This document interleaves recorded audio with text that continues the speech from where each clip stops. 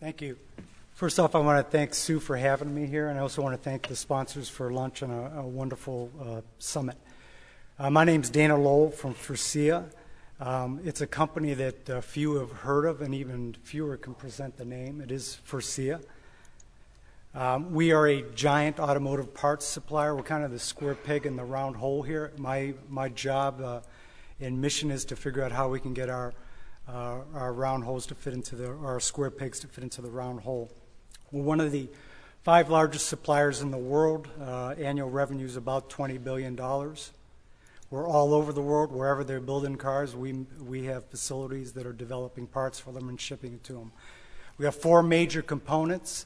We're number 1 in the world in exhaust, number 2 in the world in front-end modules, number 3 in the world in seats, and number 1 in terms of interiors. And to give you an idea of that scale, we make more exhaust or cockpit modules or seats than any individual OEM, so more than Ford or Toyota or GM may make. So tremendous amount of volume.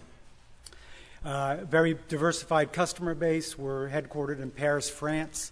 So we have a very strong European footprint, but again, as I mentioned, anywhere that they make cars, we have facilities and customers there. We don't make the cars. We like to think we make them a little bit better. I steal that from BASF. I'm on the other side of the state. We have our Furcia's Innovation Advanced Development footprint is over in the other side of the state, the other side of the beautiful state of Michigan. We're located in Holland, Michigan.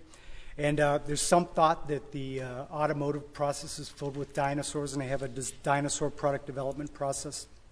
We have a very advanced state-of-the-art product development process. We have an open space, movable walls, whiteboards, prototype, rapid prototyping capability. It's a very lean, state-of-the-art product development process.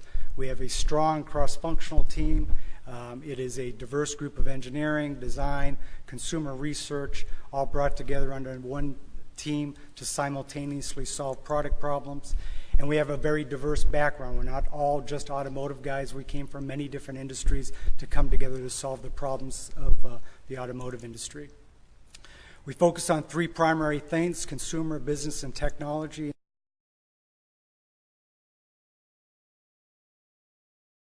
And we take that and we clarify the fuzzy front end of the product development process for Furcia, bringing them a validated concept that then is invested in and turned into a 3-dimensional product shipped to one of our customers around the world.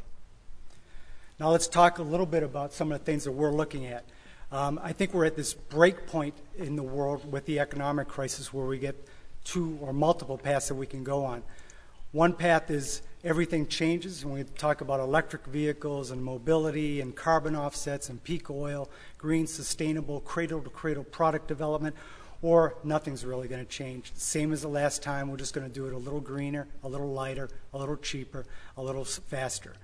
And we're at that juncture point of whether we're going to continue forward with kind of an improved version of what we're already doing, or we're going to do something new and different. There's 4 primary things that we're looking at. It's emerging markets, augmented living, fractional ownership, and wellness. Talking about emerging markets. Right now, by 2011, 50% of the world's GDP will be coming from developing economies. China's the #1 car market. The question will be, is the progression of these markets linear, meaning they copy, and we've talked a little bit about it, are they going to copy what the developed economies are doing, or are they going to do something entirely different? If they do something entirely different, obviously, my company's job and the kind of products and the technologies we introduce are going to need to be different. And that's one key question that we're studying right now. Second major point is augmented living. And what I mean by that, should the driver be a passenger? In the United States last year, 37,000 people were killed driving a car. Maybe the passenger, the driver needs to be moved to a passenger position. The vehicles become much more of an autopilot. The technology's creeping into the vehicles now. Many of the vehicles that you drive have the ability to do, obviously stability control, dynamics control, braking control. Many of those features are in there. It's just a question of how far they get enabled. Or maybe we should make them a better driver.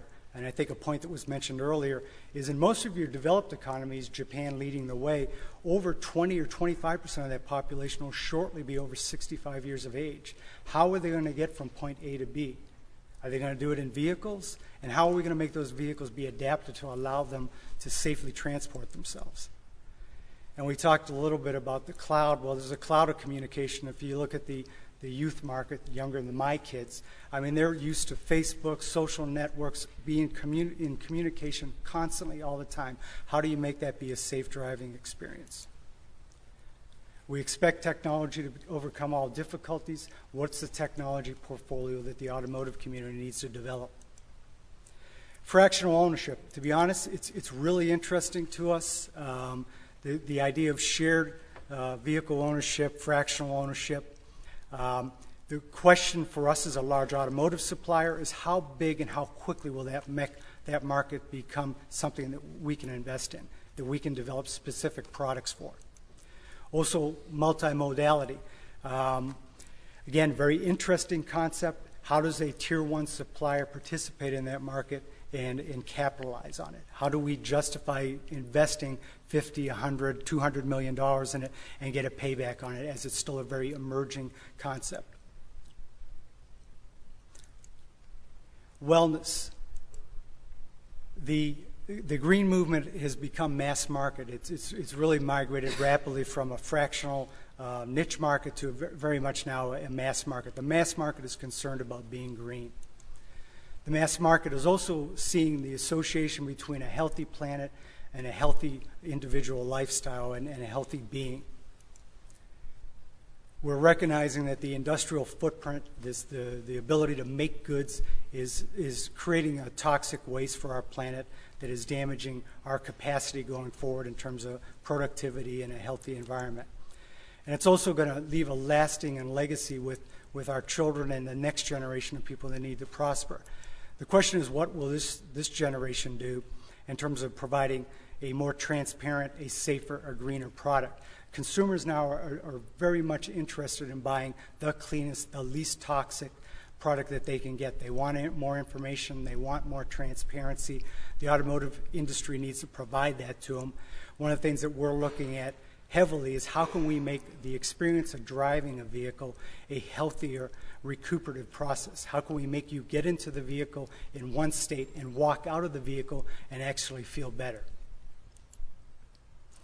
You know, my question to you is, when does the future begin? I don't think there's ever been a better time for the future to begin than today, and this is the right group of people to bring that together.